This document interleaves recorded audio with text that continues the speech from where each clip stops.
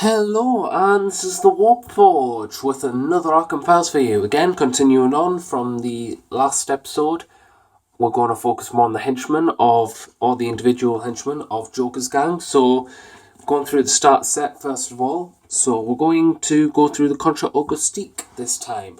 Now, he's an average henchman with a little bit above, I would say, above average, only because of his traits and stuff. Plus, the rep level's a little bit more expensive than your average henchman as well. So, we'll go through his name. His name's unknown. His alias is a Contra-Auguste. He's a rank henchman. You can't take him more than once. No no little marking next to the henchman keyword. And affiliated to the Joker's gang. 2 and 2 make 4. His stat line, well, 5 up strength, not good, but it complements with his weapon, which as you can see there is his bat.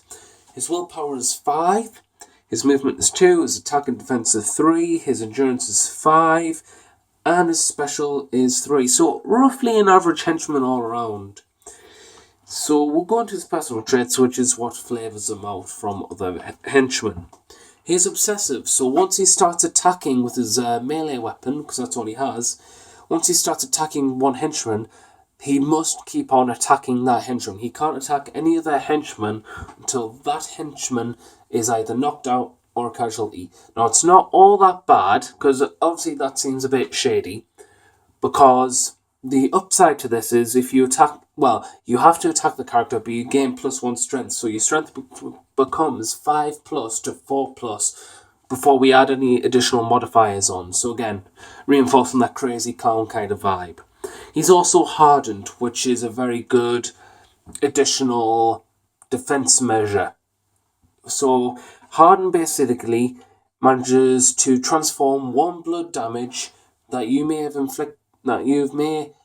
have taken from an enemy model into a stun damage. So already you can get rid of something that could kill you, could knock you out, but it could kill you. But all in all, it could also, you can get rid of it with special counters, and if he's conscious, he gets the free 4-up roll.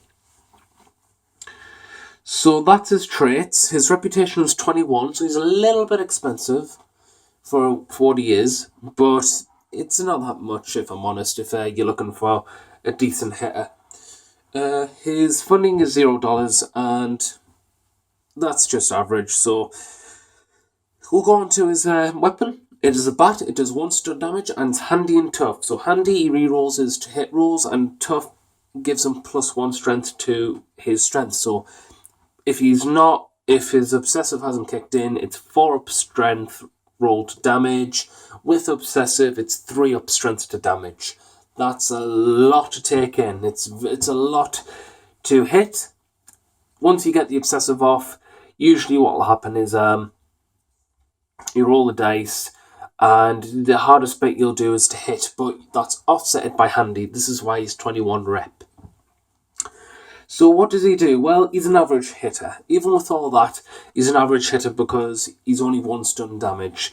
So again, he helps overwhelm targets, I assume, for even the heavier hitters. So you throw him or the clown in first, usually the clown because of distract, lessen up the defense, throw him in, whack-a-mole, so to say, whittle those willpower points and counters off him, then get in with a heavy hitter with an axe or something, then slam dunk with that. So that's basically his strength. What's his weakness? Well, defense 3, a bit more average this time. It's okay, it's not the best really. And if he gets focused on, he'll just flop. In addition, it's like he doesn't like guns like anyone else in Batman. They never like guns being shot at them. So a gun will really, really harm him.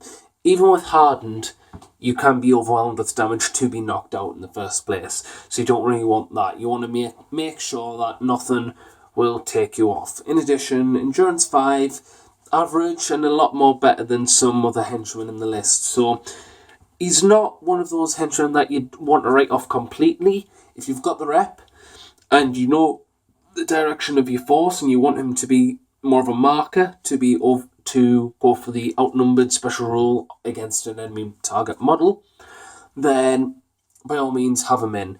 If you're looking for more like cheapish, spammy kind of options, you might want to rethink and go in other places potentially, like the clown. So, that's what I have to really say about this clown. He's an alright character, but I think it's really the leader type that you want and the direction of the list that you want. Otherwise, have a happy hunting because he's alright. He's alright, definitely. So, again, that was another quick, short henchman video. If you liked what you listened to, and if you liked what you listened to, then give this video a like. If you want to talk about anything or anything that's worked for you for the Contra-Auguste, then please comment below. If you liked what you heard and you've got a friend with the Joker set and he's asking for advice for good foundations, please share this video out. That's all I have to really say. If you want to see any more Arkham Files, then please subscribe. Thank you very much. So thanks for watching. This is the Warp Forge, signing out, and remember, keep on forging.